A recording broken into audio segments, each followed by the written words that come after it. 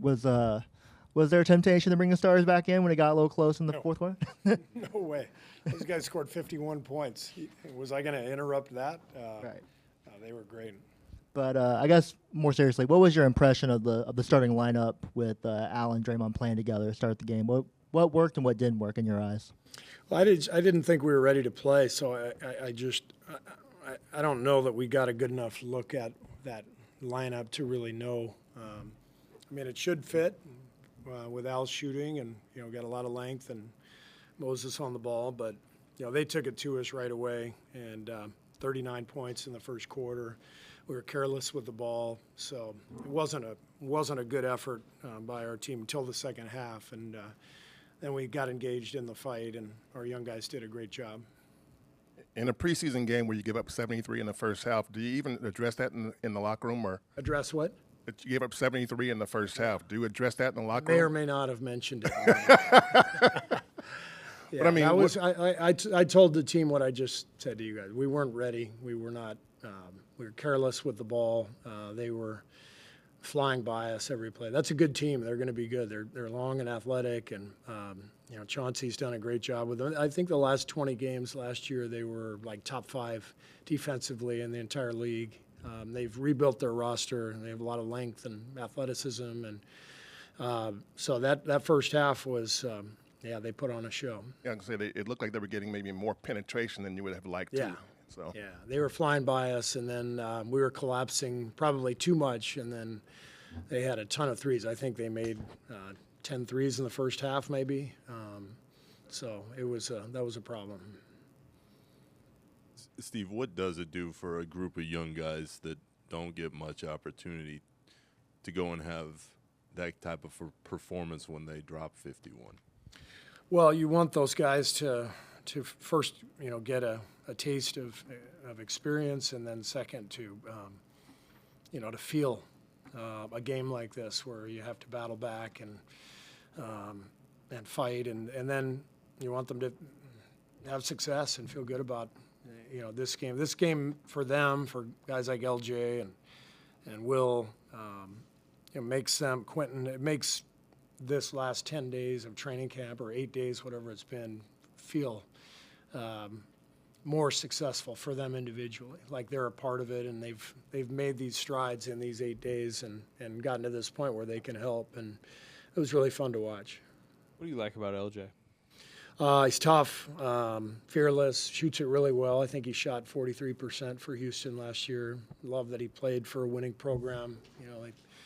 I told the coaches there's a reason, Will and LJ played against each other in the national championship game. They came from great programs, and they're both winners, and it's one of the reasons they're both here. So we really like both guys.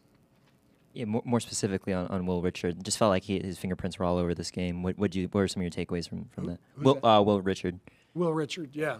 He just plays with a lot of energy and poise, and plus 21, and I think he was plus 21 or something like that.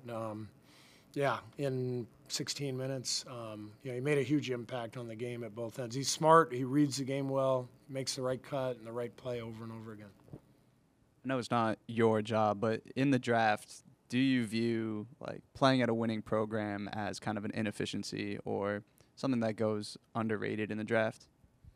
You're right. It's not my job. I personally like, guys who, played for someone like Kelvin Sampson, and you know that they've been taught, defense and grit, toughness, how to win, and I like guys who've played in big games. That matters, and so both those guys qualify. It seemed to be a pretty focused camp. Your veterans have been shown some urgency, but you mentioned not being ready to play tonight. Why? What are you writing that up? I think it's their first game tonight, our second. I thought we were more fired up for our first game. That first exhibition game. You're 5 days into camp. You're literally just coming off summer, and you're back at it, and you're excited, and now the grind starts. And so I just didn't think we had as much energy and focus as they did, but not surprising. But it's a good tape to show. We can't turn it over 11 times, and a lot of them careless plays, lack of spacing, that sort of thing. So we'll show them the clips tomorrow and get back at it. How would you assess Pat's comfort at this point in the program, and why was it important to have him back this year? Pat's playing great. You know, he's had a hell of a camp.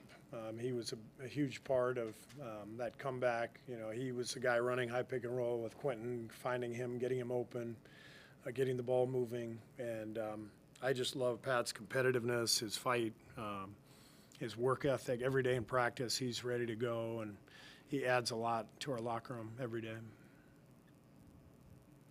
Brandon Pajemski played point guard there, second part of the first quarter. I was wondering, how important is it for him to get reps at that position as the lead ball handler in preseason?